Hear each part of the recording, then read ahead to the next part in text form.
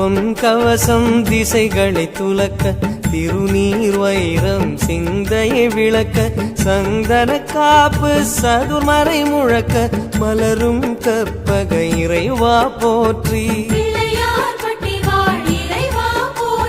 கலியுகம் காக்கும் கணபதி நாதா வலம்புரி நாதா அபயம் அபயம் அபயம் அருளும் இறைவா போற்றி.